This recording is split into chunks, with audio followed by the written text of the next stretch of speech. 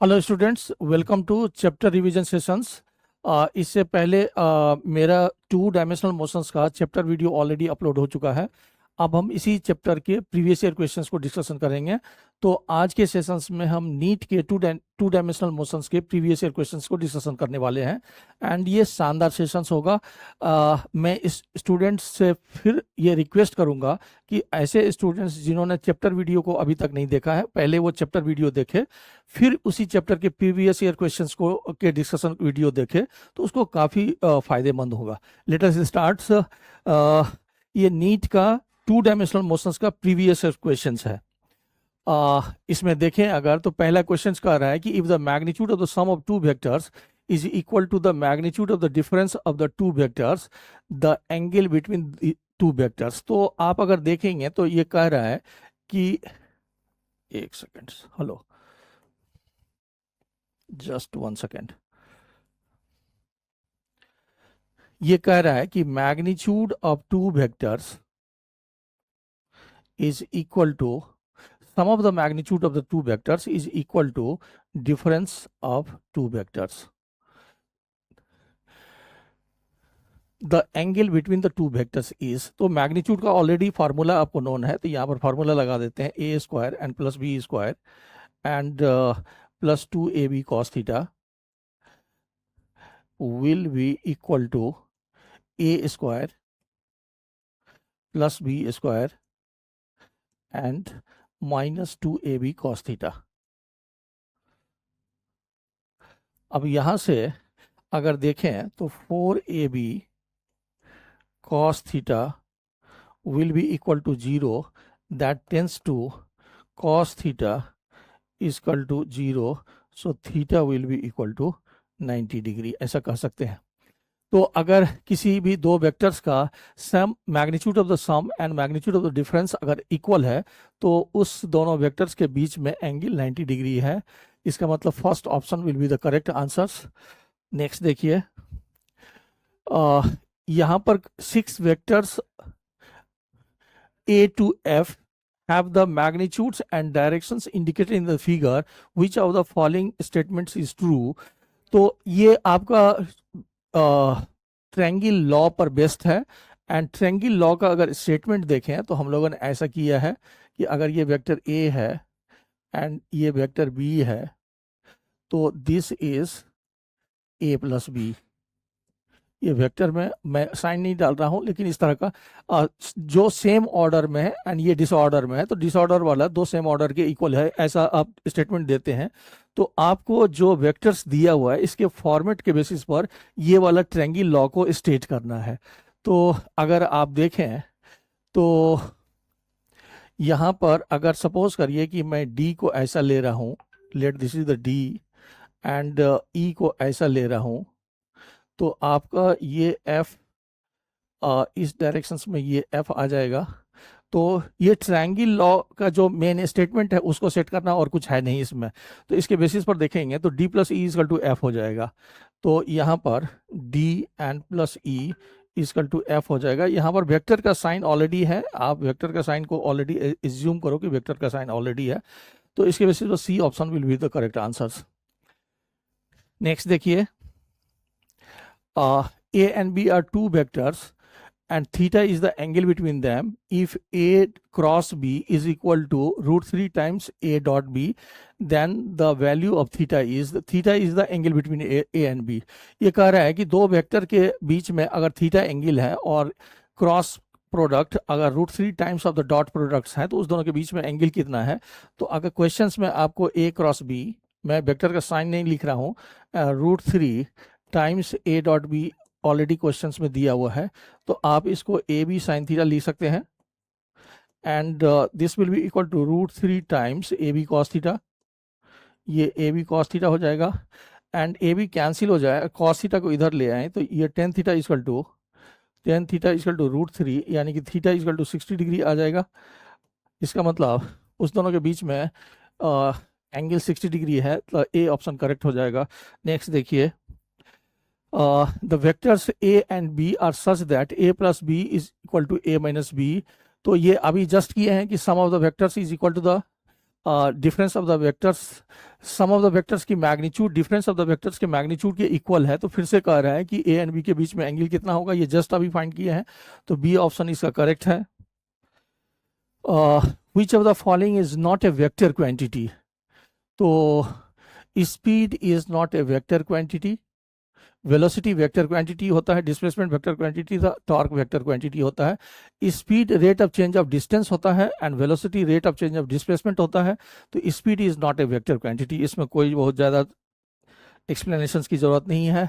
Next देखिए, the resultant of ए, यहाँ पर आप ये एज्यूम करो कि इस पर ऑलरेडी एरो है, तो ए वेक्टर को अगर जीरो वेक्टर के साथ क्रॉस करेंगे तो ये नल वेक्टर आएगा, वेक्टर आएगा, क्योंकि दो वेक्टर का क्रॉस प्रोडक्ट अगर देखें, अगर ए क्रॉस बी अगर हम सी के बराबर लिख रहे हैं, तो यहाँ पर सी एक वेक्टर होता है जिसकी डायरेक्शंस जिस प्लेन में ए एंड बी है उसके परपेंडिकुलर होता है। तो अगर हम ए क्रॉस जीरो वेक्टर कर रहे हैं तो that will be equal to the null vector, यानी कि जीरो वेक्टर इसका आंसर होगा। नेक्स्ट देखिए, angle between A and B is theta, the value of the triple product of A dot B and B cross A। अब अगर यहाँ पर देखेंगे तो मान लीजिए कि हम यहाँ पर C इक्वल टू लिख देते हैं B क्रॉस A, तो C आपका B पर भी परपेंडिकुलर है एंड C परपेंडिकुलर है A पर भी। अब अगर आप यहाँ पर A and dot B cross A कर रहे हैं तो इसको हम ए डॉट सी लिख सकते हैं एंड सी परपेंडिकुलर है ए पर, इसीलिए इसकी डॉट प्रोडक्ट जीरो के बराबर होगा। अगर कोई दो वेक्टर, ये हम लोग ऑलरेडी डिस्कशन में डिस्कस किए हैं कि अगर दो वेक्टर परपेंडिकुलर है तो ए बी कॉस थीटा जिसमें थीटा 90 डिग्री होगा तो उसका डॉट प्रोडक्ट जीरो होगा, इसका मतलब इसकी आंसर जीरो हो जाएगी। नेक्स्ट देखिए, if a vector 2i plus 3j plus 8k is perpendicular to the vector 4i minus 4j minus 4i and plus alpha k, then the value of alpha is। तो आप पहले इसको लिख लो, जैसे एक वेक्टर हमारा 2i cap and plus 3j cap and plus 8k cap है, and दूसरा देखें तो यहाँ पर -4i यहाँ पर लिखा है, तो ये -4i and plus 4j and plus alpha के है। दो वेक्टर दिया हुआ है, मान लीजिए ये ए वेक्टर है एंड ये बी वेक्टर है, तो कहता है then the value of alpha find करना है अगर ए बी पर परपेंडिकुलर है। इसका मतलब अगर इसका डॉट प्रोडक्ट निकालेंगे तो that will be equal to zero. तो अगर हम यहाँ पर ए डॉट बी निकालें तो A dot B will be equal to -8 plus 12 and plus 8 alpha. तो यहाँ पर जीरो लिखना है, तो zero will be equal to 4 and plus 8 alpha, so alpha will be equal to -1/2। तो alpha will be equal to इसका मतलब C option आपका करेक्ट हो जाएगा। आपको बेसिक एक प्रॉपर्टीज इसमें अप्लाई करिए कि अगर दो वेक्टर परपेंडिकुलर है तो उसका डॉट प्रोडक्ट जीरो होगा, सिंपल। नेक्स्ट देखिए, ये कह रहा है कि a cross b is equal to √3 times a dot b then the value of a plus b। तो अगर आप a vector and plus b vector की मैग्नीट्यूड निकालें, so this is equal to a square plus b square and plus 2ab cos theta under root. Now यहाँ पर theta नहीं है तो आप थीटा यहाँ से निकाल लो। आपको क्वेश्चंस में दिया हुआ है कि a vector cross b vector is equal to √3 times a dot b, so this will be equal to ab sin theta and that will be equal to √3 times ab cos theta, so tan theta is equal to √3, so theta will be equal to 60 degree. तो यहाँ पर basically क्या करना है, आपको theta की जगह 60 लिखना है, तो अगर 60 डिग्री लिखोगे तो cos 60 1/2 हो जाएगा, तो 2 2 कैंसिल हो जाएगा, तो ये आपका a square N plus B square N plus A B N का रूट टू द पावर 1/2 लिख सकते हैं। तो इसका मतलब ये वैल्यू आ जाएगी, इसका मतलब फर्स्ट ऑप्शन आपका इसमें करेक्ट हो जाएगा। नेक्स्ट देखते हैं। The vector sum of two vector is perpendicular to their vector difference. In that cases, the forces are vector sum of two vectors is perpendicular to their differences. तो मान लीजिए दो वेक्टर्स को हम ए बी मान लिए हैं, मान लीजिए ए बी दो वेक्टर हैं, तो ये कह रहा है कि vector sum of two vectors, vector sum of two vectors is perpendicular to vector difference, ऐसा क्वेश्चंस में दिया हुआ है। तो उस फोर्सेस के नेचर के बारे में प्रेडिक्ट करना है। इसका मतलब आप ऐसा लिख सकते हैं कि a plus b and dot a minus B.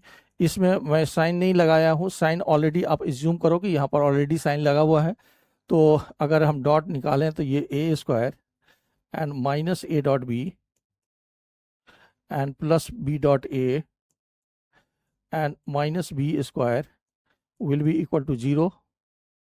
ये आपका एंड डॉट प्रोडक्ट में आपका a dot b and b dot a magnitude में इक्वल होता है, इसीलिए आप इसको कैंसिल आउट कर सकते हैं। तो आपका a square minus b square will be equal to 0। So a की मैग्नीट्यूड बी के मैग्नीट्यूड के इक्वल हो जाएगा। So the magnitude of the